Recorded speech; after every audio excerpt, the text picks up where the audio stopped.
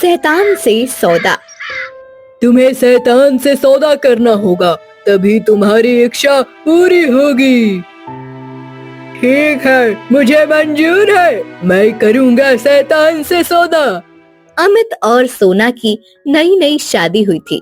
अमित एक सरकारी अफसर था और उसकी पोस्टिंग चमेलीपुर नाम के गांव में हुई थी।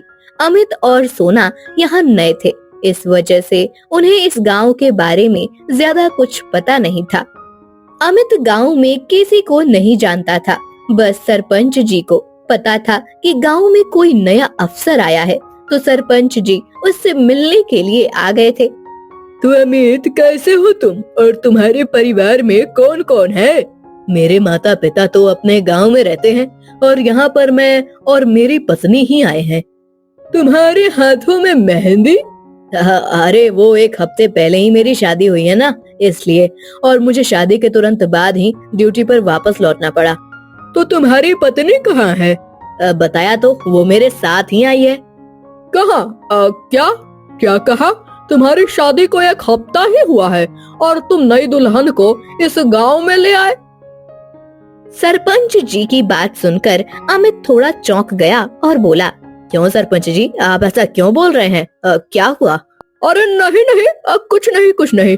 वो मैं ये कह रहा था कि नई नई शादी हुई है तो सीधा ड्यूटी पर क्यों आ गए? तुम्हारी पत्नी क्या सोचती होगी? मैं क्या सोचती हूँ सरपंच जी, इन्हें इस बात से कहाँ फर्क पड़ता है, इन्हें तो बस अपनी नौकरी प्यारी है। सोना की बात सुनकर सरपंच जी हंसने लगे और बोले, अच्छा, तो अब मैं चलता हूँ। तुम लोगों को किसी चीज की जरूरत हो तो मेरे घर आ जाना या किसी से खबर भिजवा देना। इतना कहकर सरपंच जी वहाँ से चले गए।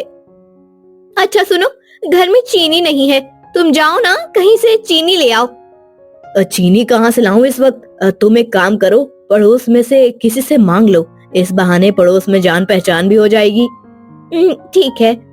सोना चीनी मांगने के लिए पड़ोस के घर का दरवाजा खटखटाने लगती है और वहाँ से एक बुढ़ी औरत बाहर आती है। नमस्ते माँ जी, अब वो मैं पड़ोस में ही नहीं आई हूँ, घर में चीनी नहीं थी तो आपसे मांगने चली आई, थोड़ी चीनी मिलेगी क्या? अरे तो बाहर क्यों खड़ी हो? आओ आओ, अंदर आओ ना। सोना अंदर आ जाती है और वो बुढ़ी औरत उसे चीनी लाकर देती है। माँ जी, आप अकेली रहती हैं? हाँ बेटा, अब बच्चे शहर में नौकरी करते हैं और मैं यहाँ रहती हूँ। मुझे तो शहर में अच्छा ही नहीं लगता। वैसे तुम किसके साथ आई हो यहाँ? मैं अपने पति के साथ यहाँ आई हूँ, वो कृषि विभाग में अफसर है और हमारी नई नई शादी हुई है। नई नई शादी हुई है? अच्छा, तो कितने महीने हो गए हैं शादी को? अब महीने कहाँ माँ जी, अभी तो बस एक ही हफ्ता हुआ है। बस एक ही हफ्ता हुआ है और तुम लोग यहाँ आ गए हो इस गांव में? अब क्या मतलब माँ जी? अरे बेटा, यहाँ इस गांव में कोई भी नई दुल्हन शादी के बाद नहीं रुकती। यहाँ पर सारी बहुएं 1 महीने के बाद ही आती है और जब तक उनकी शादी को 1 महीना नहीं हो जाता तब तक वो इस गांव में नहीं आती। क्या कह रही हूँ माँ जी, मुझे तो कुछ समझ ही नहीं आ रही है। कुछ नहीं बेटा, तुम अपने घर जाओ, भगवान तुम्हारी रक्षा करे।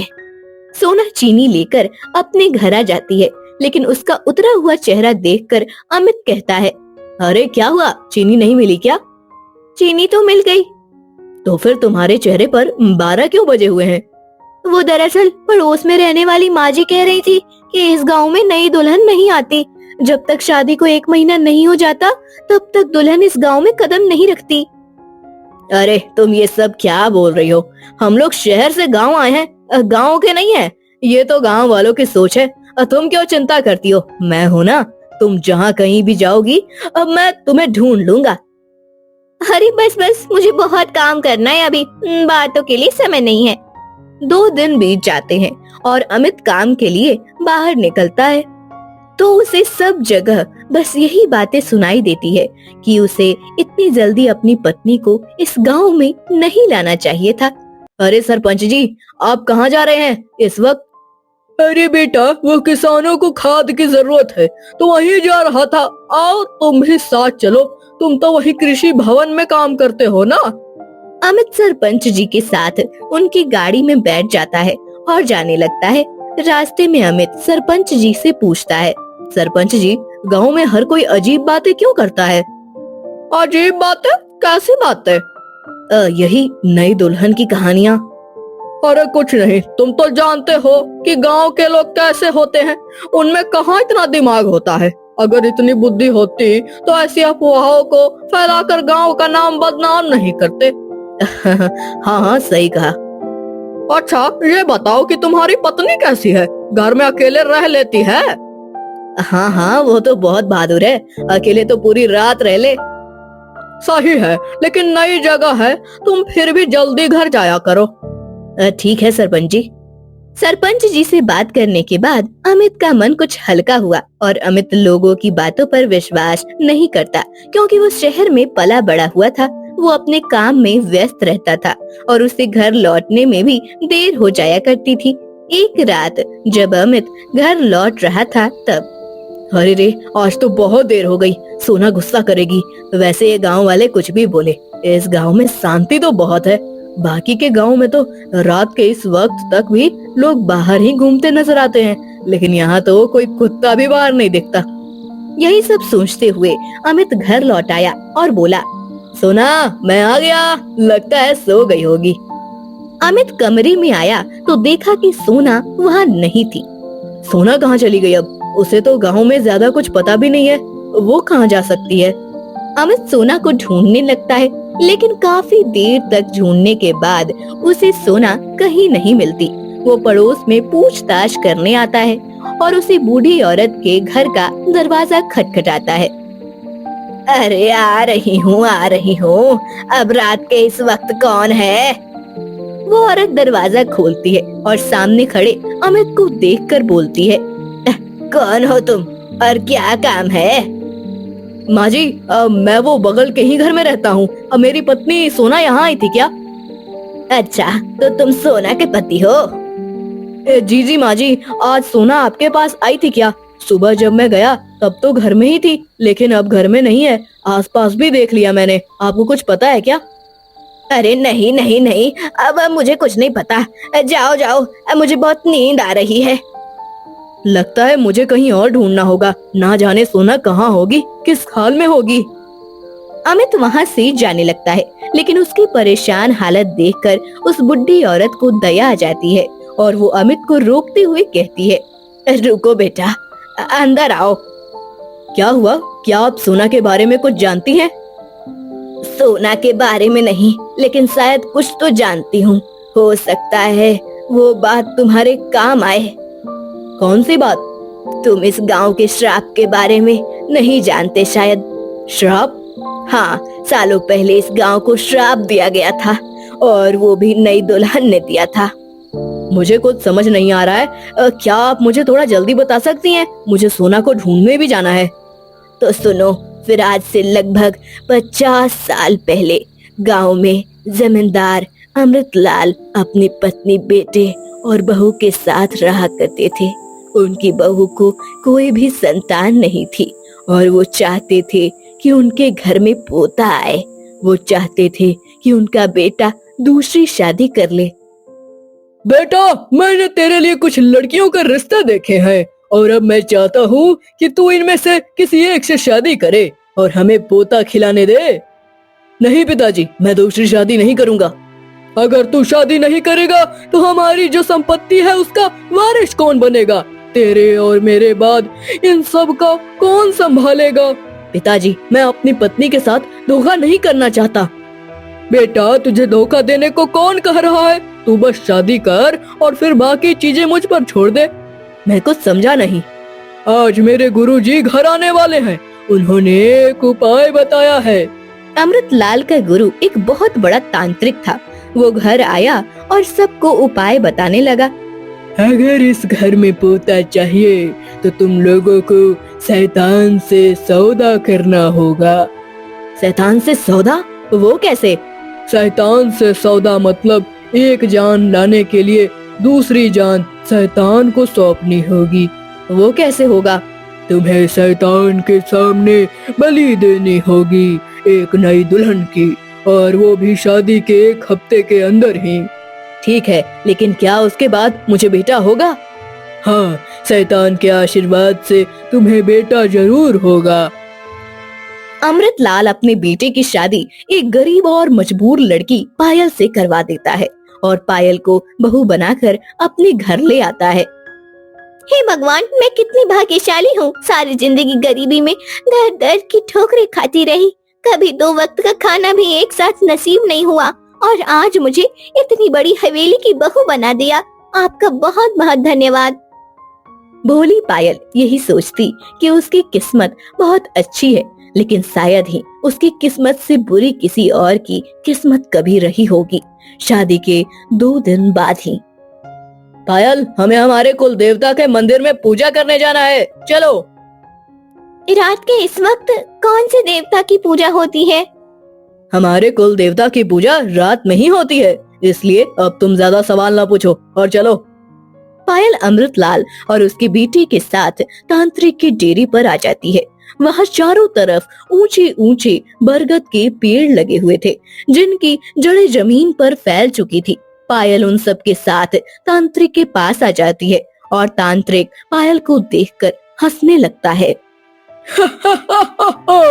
अरे वाह, अरे वाह वाह वाह, आओ आओ, बाहर ही अच्छा मुहूर्त है शैतान को खुश करने का। ये क्या कह रहे हैं आप, शैतान को खुश करने का? पायल को कुछ समझ नहीं आता और तभी अमृतलाल का बेटा उस शैतान की मूर्ति के पास खड़े खंभे से पायल को बांध देता है और तांत्रिक उसके चारों तरफ सिंदूर का एक घेरा बनाकर उसमें एक मुर्गे को उसके साथ ही छोड़ देता है। अब जो शायद तुम लोग ना देख पाओ, इसलिए तुम लोग बाहर चले जाओ। अमृतलाल अपने बेटे के साथ बाहर आकर खड़े हो जाता है और तांत्रिक तंत्र मंत्र शुरू करता है। यहाँ क्या हो रहा है? मुझे क्यों बांधा गया है? अब तुम यहाँ से जाने वाली हो तो सच जान लो, तुम्हारी बलि दी जा रही है, जिससे कि जमींदार के घर में लड़का पैदा हो। क्या? ये तो धोखा है, ये गलत हो रहा है मेरे साथ, मुझे जाने दो। अब तुम जाओगी शैतान के पास। मैंने शैतान से सौदा किया है, तुम्हारी जान लेकर वो एक नन्ही जान जमींदार के घर भेजेगा। किसी और के फायदे के लिए किसी निर्दोष की जान लेना ठीक नहीं। अब तुम चुप हो जाओ। इतना कहते हुए तांत्रिक मंत्र पढ़ने लगता है तथा पायल के साथ घेरे में रखा मुर्गा फड़फड़ाने लगता है। मुर्गे में कुछ देर तक हलचल होती है और वो गायब हो जाता है। मुर्गे के गायब होते ही तांत्रिक पायल में आग लगाकर उसे जिंदा जला देता है। पायल आग से तड़पने लगती है और चीखते हुए कहती है, जिसके लिए तुम सब मुझे मार रहे हो उसका सुख कभी नहीं मिलेगा, और तुम सब ने मुझे शादी के सपने दिखाकर धोखा दिया है। मैं श्राप देती हूँ, आज के बाद इस गांव में किसी के घर दुल्हन नहीं आएगी, और अगर आई तो 1 हफ्ते में उसकी मौत हो जाएगी।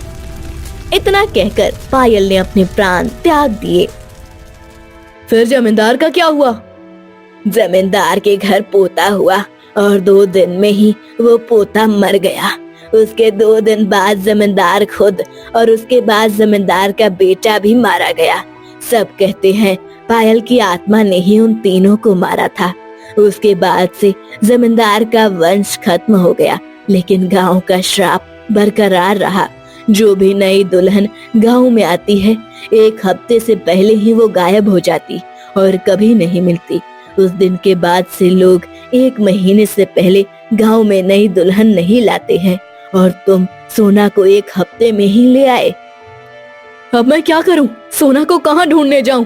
उसके बिना मैं नहीं रह पाऊंगा, मेरी मदद कीजिए। अब तुम्हारी मदद गांव के मंदिर में रहने वाले गुरुजी ही कर सकते हैं, वही तुम्हें कोई ना कोई रास्ता बताएंगे। मुझे उनके पास ले चलिए, मैं अपनी सोना को बचाने के लिए कुछ भी करूंगा। ठीक है, चलो।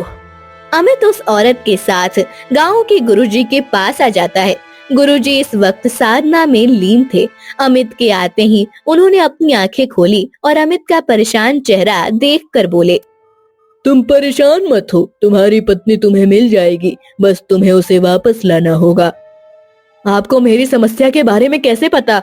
मैं सब जानता हूँ। अब तुम मेरी बात सुनो। अगर तुम अपनी पत्नी को वापस पाना चाहते हो तो तुम्हें उसी तांत्रिक के डेरे पर जाना होगा जहाँ बरसों पहले उसने बलि दी थी। वहाँ जाकर तुम्हें अपनी पत्नी को ढूंढना होगा। ठीक है, मैं जाता हूँ। भगवान तुम्हारी रक्षा करे। अमित रात में ही उस जगह के लिए निकल जाता है और काफी देर तक चलने के बाद वो उस जगह पहुँचता है। अब वो जगह और भी भयानक और डरावनी हो चुकी थी। बरगद के पेड़ों ने उस जगह को चारों तरफ से घेर रखा था और चमगादड़ लटके हुए थे।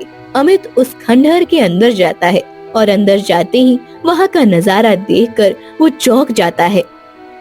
इतने सारे मानव कंकाल! हो ना हो ये सब उन्हीं औरतों के हैं जो शादी कर इस गांव में आई थी। लेकिन मेरी पत्नी कहाँ है? अमित आगे बढ़ता है और देखता है कि सोना उसी खम्बे के पास बैठी रो रही है और बहुत डरी हुई है। सोना, सोना, तुम यहाँ कैसे? अमित, मुझे बचा लो, मुझे बचा लो अमित, मुझे बहुत डर लग रहा है, मुझे घर ले चलो। हाँ सोना, मैं आ रहा हूँ। अमित जैसे ही आगे बढ़ता है, सोना की जगह पायल वहाँ आ जाती है और अमित उसे देखकर डरकर पीछे हट जाता है। पायल का शरीर जला हुआ था और वो लाल जोड़े में बहुत ही भयंकर हंसी हंस रही थी। मेरी पत्नी कहाँ है? उसे छोड़ दो। तुम्हारी पत्नी अब तुम्हें कभी नहीं मिलेगी। कभी नहीं। तुम्हारे आगे हाथ जोड़ता हूँ, मेरी पत्नी को छोड़ दो, बदले में कुछ भी करने को तैयार हूँ। कुछ भी करने को तैयार हो? कुछ भी? हाँ, कुछ भी, मेरी पत्नी को छोड़ दो बस। तो ठीक है, फिर तुम्हें अपनी जान देनी होगी, उसके बाद ही मैं तुम्हारी पत्नी को छोड़ दूंगी। मैं अपनी जान देने के लिए तैयार हूँ, बस मेरी सोना को कुछ नहीं होना चाहिए। ठीक है, तो तुम्हारी सोना ये रही। पायल बरगद के पेड़ के एक तने को खोल देती है और उसमें से सोना बाहर आती है। अमित, तुम आ गए, मुझे विश्वास था कि तुम मुझे ढूंढ लोगे। चलो हम घर चले। नहीं सोना, अब हम घर नहीं जाएंगे, घर सिर्फ तुम जाओगी। क्या हुआ अमित, आप ऐसे क्यों कह रहे हैं? सोना, मैंने पायल के साथ सौदा किया है। कैसा सौदा अमित? मेरी जान के बदले तुम्हारी जान वापस देने का सौदा। अब तुम घर जाओ और खुश रहना। अमित, आपने सोच भी कैसे लिया कि मैं आपके बिना खुश रहूंगी? अगर आप नहीं तो मैं भी नहीं, हम दोनों अपनी जान एक साथ यही देंगे। इतना कहकर सोना वहाँ पर पास में ही रखी एक कुल्हाड़ी उठा लेती है और अमित को देखकर कहती है, ये लो अमित, मेरी जान ले लो, मैं आपके बिना नहीं रह सकती। नहीं सोना, मैं ऐसा नहीं कर सकता, तुम्हारी जान मैं नहीं ले सकता। ये सब क्या लगा रखा है तुम लोगों ने? ये लड़की, अगर तू यहाँ से बचकर जाना नहीं चाहती तो तुम दोनों को मारने में मुझे कोई समस्या नहीं है। मैं अमित के बिना कहीं नहीं जाऊंगी। अगर तुम मारना ही चाहती हो तुम मुझे मारो, अमित को हाथ भी मत लगाना। ठीक है, जैसी तुम्हारी मर्जी। इतना कहकर पायल सोना की तरफ बढ़ती है और उसकी गर्दन दबोच लेती है। ये देखकर अमित कुल्हाड़ी से पायल की गर्दन पर वार करता है और उसकी गर्दन अलग होकर गिर जाती है। पायल चीखने लगती है, ये तुम दोनों का नाटक था, तुम दोनों ने मुझे फंसाया। इतने सालों से तुम निर्दोष लोगों की जान ले रही हो, वो गलत है। मेरे साथ भी धोखा हुआ था। तुम्हारे साथ जो हुआ हमें उस बात का दुख है, लेकिन तुम्हारे साथ बुरा हुआ तुम वो सबके साथ नहीं कर सकती। जमींदार और उसके परिवार को खत्म कर तुमने अपना बदला पूरा कर लिया था। अब तो तुम बाकी लोगों पर अपना गुस्सा उतार रही हो क्योंकि तुम्हें प्यार नहीं मिला। मुझे प्यार नहीं मिला, इसलिए किसी को हक नहीं कि उन्हें भी प्यार मिले। इतना कहते हुए पायल की गर्दन वापस से जुड़ गई और उसने अमित की गर्दन को पकड़ लिया। अमित दर्द से तड़पने लगा। तभी सोना ने देखा कि वहाँ पास में ही बहुत सारा सिंदूर रखा हुआ है। सोना उस सिंदूर को उठाती है और पायल के ऊपर डाल देती है। सिंदूर के पायल के ऊपर गिरते ही पायल की आत्मा जलने लगती है और वो धुआं होकर वहाँ से गायब हो जाती है। अमित, अब घर चलो, अभी हमें कहीं और भी जाना है। अमित सोना को लेकर गुरुजी के पास आ जाता है। अब तक सुबह हो चुकी थी। गुरुजी, आपकी वजह से मैं अपनी सोना को ले आया। मेरी वजह से कुछ नहीं हुआ है, ये तुम दोनों के प्यार की ताकत थी जिसकी वजह से आज तुम दोनों एक साथ और सुरक्षित हो। पायल के साथ बहुत बुरा हुआ, लेकिन वो इसकी सजा किसी और निर्दोष इंसान को नहीं दे सकती। गुरुजी, आप इतना कुछ जानते हैं तो कभी आपने पायल को खत्म करने का नहीं सोचा? बेटा, पायल को मैं खत्म नहीं कर सकता। पायल को खत्म करने के लिए सच्चे प्यार की ताकत चाहिए थी, और जो कि तुम दोनों के पास थी। अब मुझे लगता है तुम्हें तुम्हारे सारे सवालों के जवाब मिल चुके होंगे। जी गुरुजी, अब हम चलते हैं। उस दिन के बाद से चमेलीपुर से पायल का आतंक खत्म हो गया और अमित और सोना को 2 साल बाद एक लड़की हुई जिसका नाम दोनों ने मिलकर पायल रखा। चमेलीपुर के लोगों को पायल के साथ जो कुछ हुआ उसके लिए बुरा लगा, इसलिए उन्होंने जमींदार की पुरानी हवेली की जगह पायल की समाधि बनवाई और उससे नई दुल्हनों और उनके बच्चों की रक्षा की प्रार्थना की।